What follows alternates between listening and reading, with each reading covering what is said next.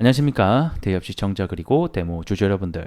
저는 데모와 관련해서 여러분들이 투자하시면서 알아야 되는 중요한 이슈와 주가 영향을 미칠 만한 요소들 하나하나 알려드리는 멘토 유진욱입니다.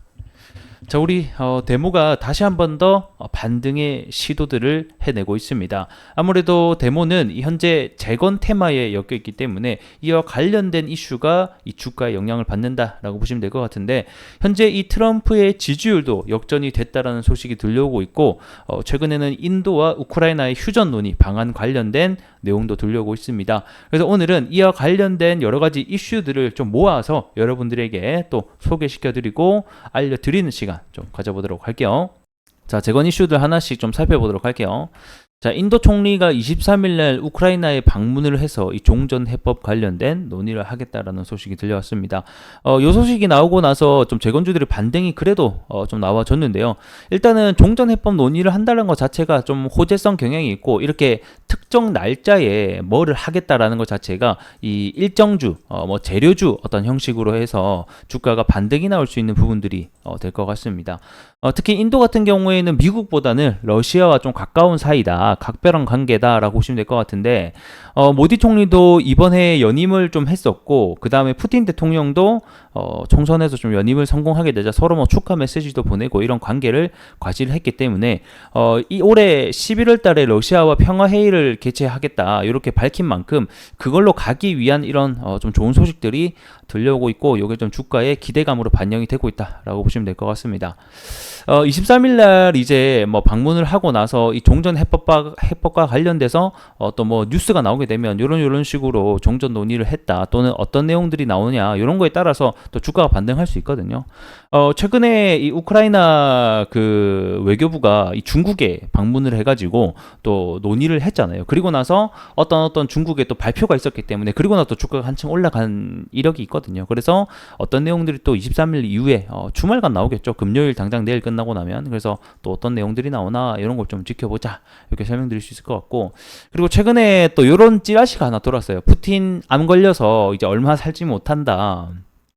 그래서 그 내용을 우크라이나 국방 정보국장이 직접 뭐 이런 얘기를 좀 했더라고요. 뭐 아직까지는 제가 봤을 때는 좀 찌라시 경향이 있는 것 같고, 약간 내용 자체가 호프에 가깝다. 호프, 맥주 호프 말고 희망.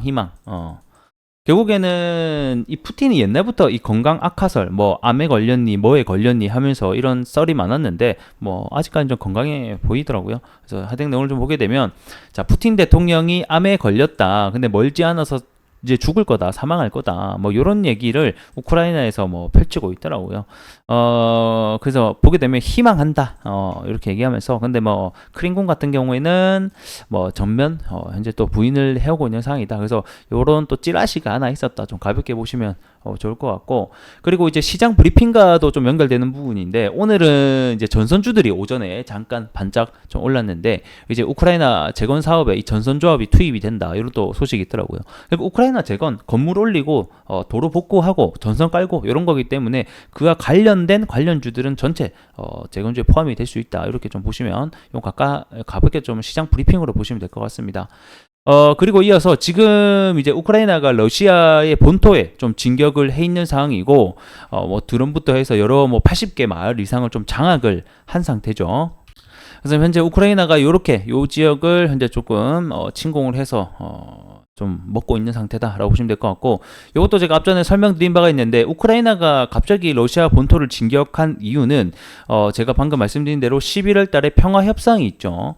뭐 여기에서 러시아를 초청을 할지 뭐 어떻게 될지는 지켜봐야 되는 문제지만, 이런 협상 테이블에 있어서 나도 러시아 땅을 갖고 있으면 협상을 하기 굉장히 편하잖아요. 나도 너희 러시아 땅 얼마 일부 돌려줄 테니까 너희도 돌려줘, 이렇게 하기에 수월하기 때문에 우크라이나 같은 경우에는 이번 평화 협상을 대비한 이런 행동들이 계속해서 이루어지고 있다라고 보시면 될 것 같고, 힘이 닿는 대로 제가 봤을 때 러시아 그 본토 공격을 계속해서 이어나갈 것으로 저는 좀 보고 있습니다. 그래서 우크라이나가 러시아 땅을 많이 먹으면 먹을수록, 그러니까 땅 따먹기를 많이 하면 할수록 추후 평화 협상에서 유리한 조건을 가져갈 수 있기 때문에 이런 부분들은 어떻게 재건주의 입장에서는 긍정적인 부분이 될 수 있다. 그러니까 단기적으로 봤을 때는 뭐 러시아에 진격해서 전쟁이 확대되고 있다. 이런 소식은 단기적으로 악재로 볼 수는 있지만 결과적으로 놓고 보면 평화 협상을 위한 발판 마련이 될 수 있으니 어떻게 보면 좀 장기적으로 호재가 될 수 있는 부분들이 생길 수 있다. 이런 시각도 알고 계시면 좋을 것 같네요.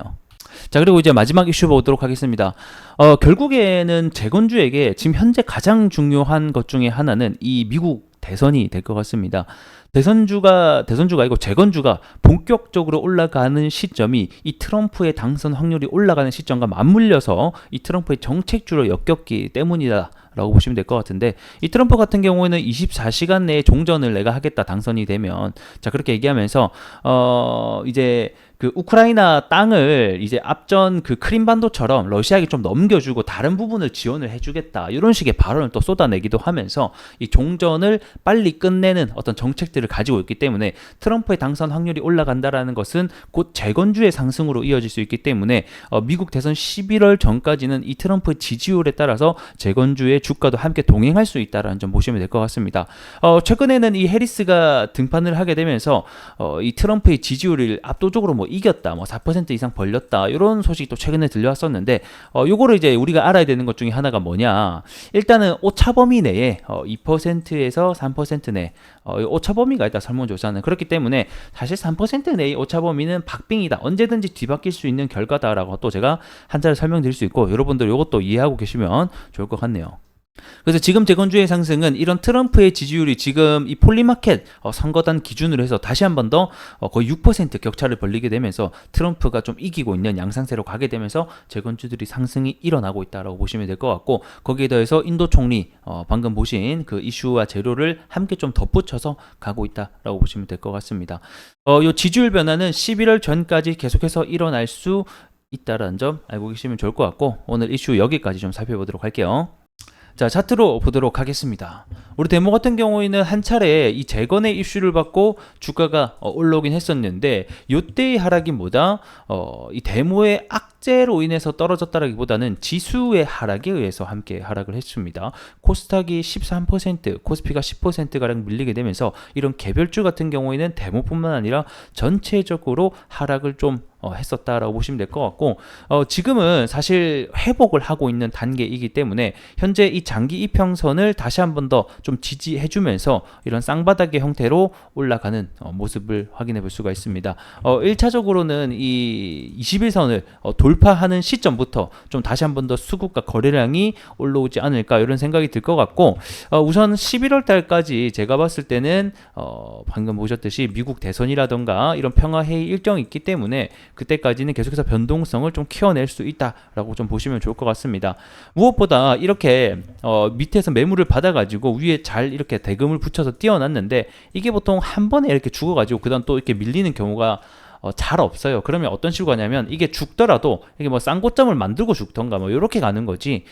그렇기 때문에 우리 데모 같은 경우는 항상 옛날부터 근데 좀 약간 그랬어요. 보게 되면 과거의 주가를 좀 보게 되면 이렇게 뭐 예를 들어서 박스권이 있었다, 그러면 한 차례 돌파하고 나서 죽고 나서 또 이런 식으로 어떤 흐름들이, 그러니까 결국에는 이런 식의 쌍고점 전체 크게 보게 되면 이렇게 쌍고점 형태 만들고 빠지는 느낌들이 많기 때문에 우리 데모 역시 그냥 이렇게 외봉으로 죽기보다는 한 차례 더 올라갔다가 죽으면 또 죽었지. 그렇기 때문에 지금 좀 기다려 봐야 되는 때다, 이렇게 좀 설명을 드릴 수 있을 것 같고, 여기에서 돈을 쓴 구간들이 있기 때문에 이게 한 번에 그 빠져나오지 못합니다, 자금들이. 그래서 요거는 우리가 좀 기다려 보자. 그래서 일단은 기준봉이 세워졌던 여기 있죠, 여기 저점만 재이탈하지 않는다라고 하면 여전히 좀 상승에 대한 가능성은 보여진다라고 좀 설명드리면서 오늘 영상 마감해 볼 수 있도록 하겠습니다.